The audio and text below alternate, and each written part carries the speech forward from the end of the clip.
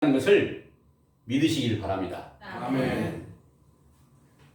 이제 여러분들에게는 알지 못했을 때 성전이시며 모든 율법 전체를 완전한 사랑이신 예수 그리스도를 영접했다고 착각했던 것이 얼마나 큰 죄악인지를 성경의 증거를 통해서 여러분들은 발견하시겠어요. 그건 성전이 무너져 있는 거죠. 없어요. 그리스도가 안 계셔요. 그 이름이 아무리 불러도 응답이 없어요. 그런데 이제 그 사실을 우리에게 정확하게 알아서 다시 응답을 받게 하려면 이제 설계도를 정확하게 우리가 읽을 수 있어야 새로 지을 수 있잖아요. 우리 스스로 다 지을 수는 없어요. 지으려고 노력을 할 때 인자이신 예수님께서 오셔서 완전하게 지어주신다는 거죠. 그래서 우리는 지금 무엇을 해야 되느냐? 성경을 통해서 하나님의 명령이 무엇인가? 그 계명이 무엇인가? 그 나라의 법이 무엇인가? 그 규례가 무엇인가? 이걸 정확하게 배워서 지키려고 노력을 해야 되는 겁니다. 그 노력을 하지 않고 그냥 이미 예수님께서 과거에 이 세상에 오셔서 다 율법을 완성하시고 우리를 위해서 희생의 제물로 드리셨으니까 그 사실만 믿으면 여러분들은 다 구원을 받습니다. 이렇게 일러준 것이 온 세상 전체를 다 미혹시키는 교훈이 되었기에 저희들에게는 그것이 거짓말이었음을 이제 인정하게 되고 이제 또다시 성경의 정확한 증거를 통해서 하나님의 계명을 배워야 되는데요. 이 계명을 배우면 배울수록 죄가 더욱더 많아질 수밖에 없겠죠. 계명을 배우면 하나님의 법을 배우면 율법을 배우면 내가 그 율법을 못 지키고 있었던 것을 올바르게 깨닫게 되니까 그게 바로 수고하고 무거운 짐이 되는 거예요.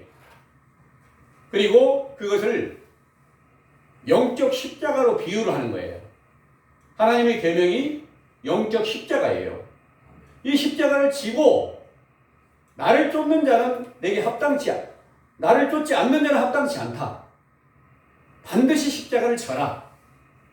그 십자가는 바로 디모데 후서 3장 16절에서 17절의 말씀이에요.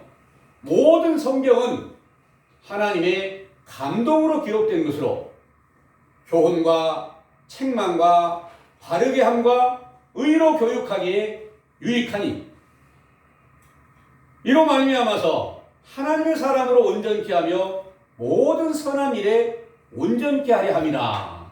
이렇게 말씀하신 증거가 이제 우리들에게서 성경으로 올바르게 배우게 하는 과정이 처음 시작되고 있다는 것을 믿으시기 바랍니다. 네. 이 일은 바로 예수님께서 이 땅에 오실 때 외식하는 유대인들이 구약 성경을 다 들고 있어요. 그러면서 아브라함의 후손이잖아요, 그들이. 우리는 아브라함의 후손으로서 이 모든 율법을 가장 잘 지키고 있다고 믿고 있었어요.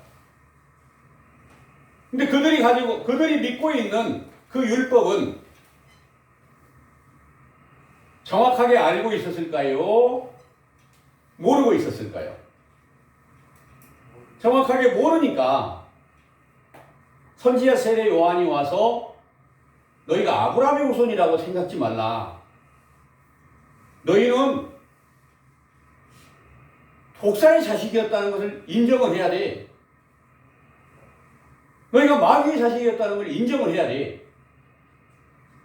세례 요한도 예수님께서도 똑같이 그들에게 너희가 보는 성경은 전부 감추어져 있어서 정확한 증거를 알지 못하고 너희들이 죄를 분별치 못하고 그 그 성경에서 가르치고 있는 그리스도를 너희가 나타나 있지만 모르고 있지 않냐. 이렇게 알려주었어요.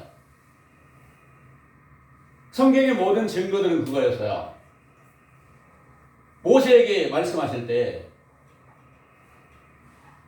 하나님께서 모세에게 말씀하실 때 나와 같은 선지자가 분명히 세상에 나타나게 될 것이다.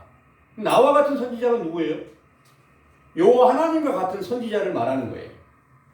그리고 또 너와 같은 선지자가 나타날 것이다.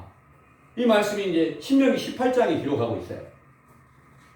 그 말씀이 모든 증거들이 선지자들의 이제 증거들이 그걸 뒷받침해주고 있는 거예요. 아, 그분이 어떻게 나타난다. 말라기 선지자도 더 정확하게 이렇게 말씀하셨고요. 이사야 선지자도 정확하게 말씀하셔 주셔서 어떻게 그분이 나타나셔서 무엇을 하실지 다른 모든 사람들의 죄를 담당하시게 될 일에 대해서 예언하신 것인데, 이를 이루시기 위해서 오신 예수님을 돌로 치고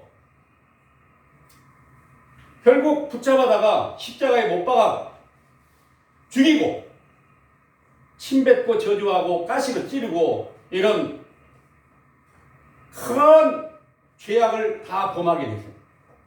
그것이 어느 한두 사람이 해당된 게 아니고 온 유대인들이나 또 유대인이 아닌 모든 사람들에게까지 그 죄가 똑같이 다 응해되어 있다는 것을 성경의 증거로 가르치고 있다는 것을 믿으시기를 바랍니다. 아멘.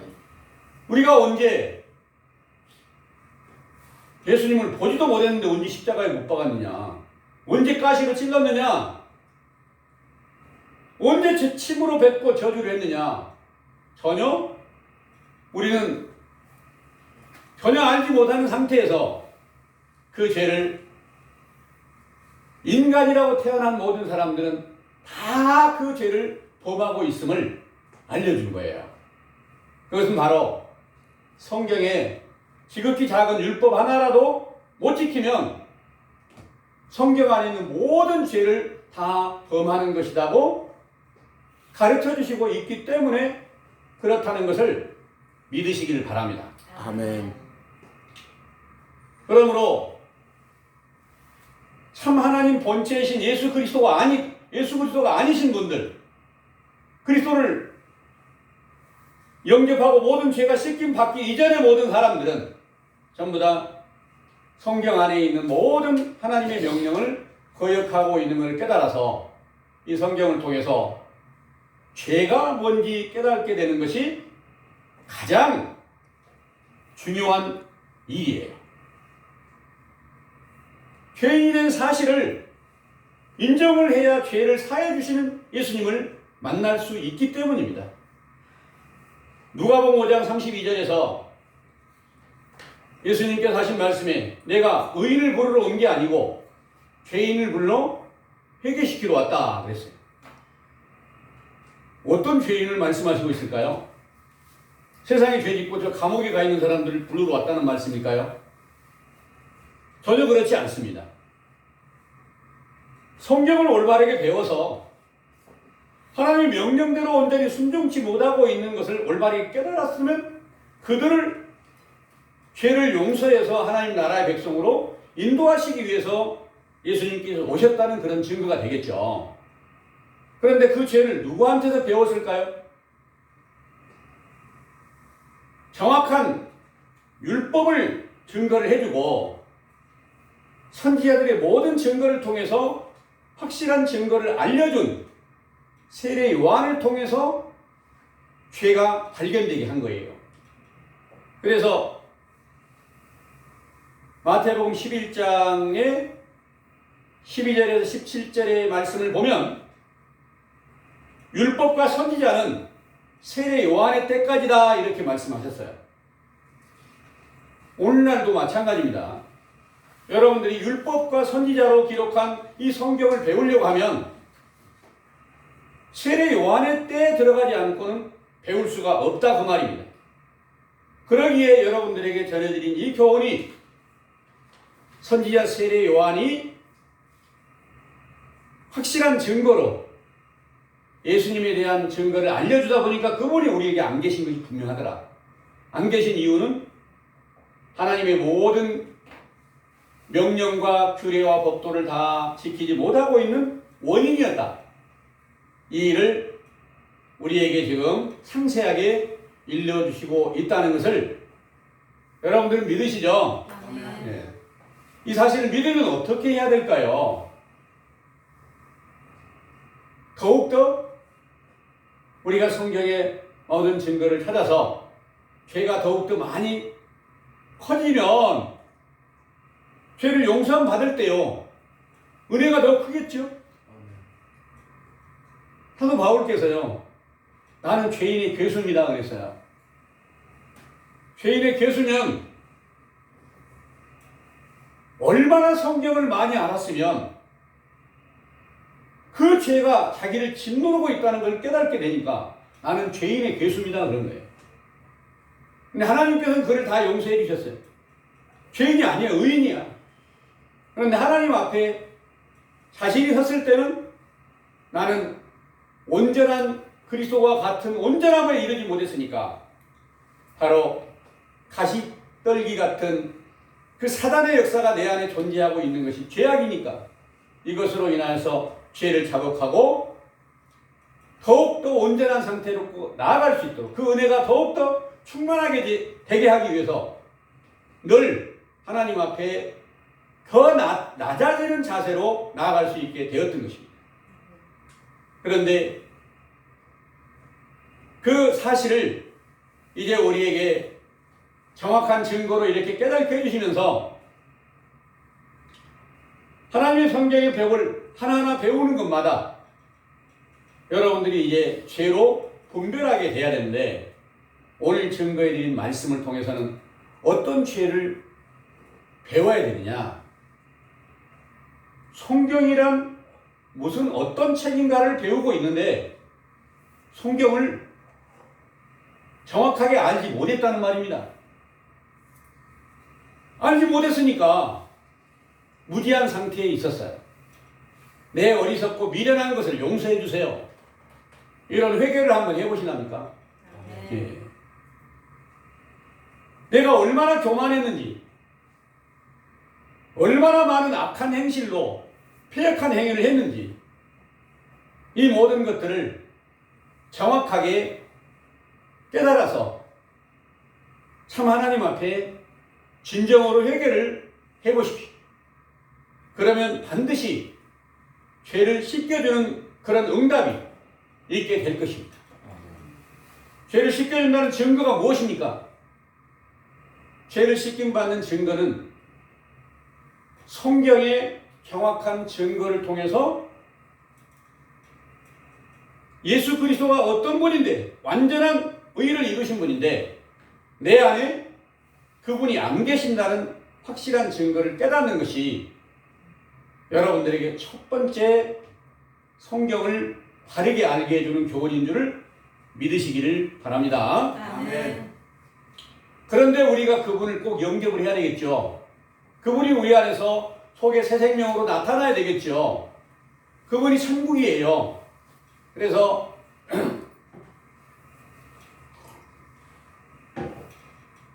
마태복음 11장 12절에서부터 증거된 말씀은 세례 요한의 때부터 천국은 침노를 당한다 그러는 거예요. 천국이 어디 있는가를 살펴보니까 모든 사람들 안에 다 있어요. 여러분들 안에 다 있어요. 그럼 천국이 있는지를 확실한 증거로 나타난 것은 없어요. 그러니까 천국이 있긴 있지만 바로 우리 죄악 때문에 그 천국이 가려져 버린 거예요. 그 가려진 원인이 우리가 하나님의 명령을 올바르게 지키지 못한 죄로 예수님을 십자가에 못 박아버린 죄를 범하고 있다는 거예요. 누가 그렇게 시켰을까요? 마귀에 의해서 그렇게 된 거예요. 마귀는 육체에 속해 있고 세상에 속한 거예요.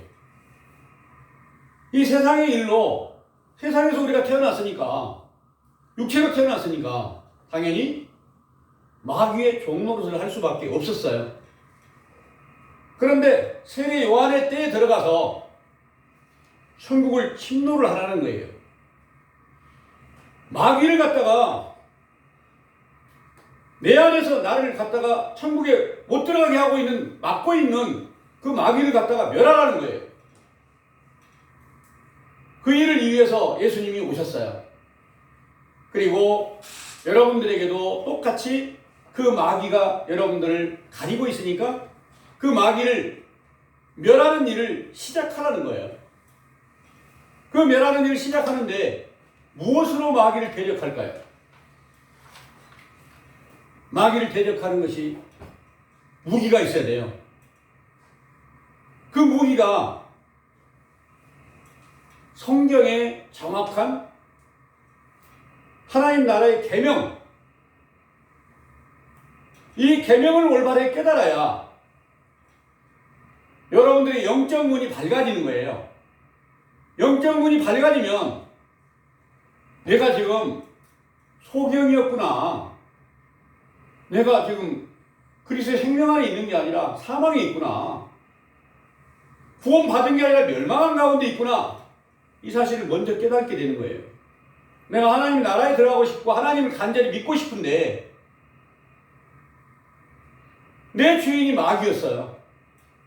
그 마귀를 멸하는 일을 하려고 시작을 하게 되면 여러분들은 계속 성경 안에서 하나님 나라의 진리의 증거를 배워야 되고 그 계명을 배워서 죄를 깨닫고 진정한 회개가 이루어져야 된다는 것을 믿으시길 바랍니다. 아멘. 마귀가 제일 무서워하는 게 뭔 줄 아세요? 물을 무서워한대요. 물을. 마태복음 12장에 하는 말씀이세요. 물 있는 곳을 무서워하는 거예요. 귀신의 영이, 마귀의 영이 물을 무서워하는데 물이 바로 영적 물이 성경 안에 있는 거예요. 이게 지금 여기 감람원에서 전해드린 이 교훈은 요단강의 강물로 비유가 되어 있어요. 선지자 세례 요한의 때 준 교훈이 요단강 강물이라고 말입니다. 이 강물에 세례를 받아야 거기서 죄가 씻겨지게 된다는 것을 믿으시길 바랍니다. 아멘. 그래서 마귀가 가장 무서운 이 요단강 강물, 그 비유로 말씀하신 성경의 증거들을 정확하게 깨달아서 날마다 마음을 찢고 애통하는 회개가 우리 형제 자매님들께 동일하게 이루어지게 되기를 간절히 원합니다. 아멘. 기도하겠습니다.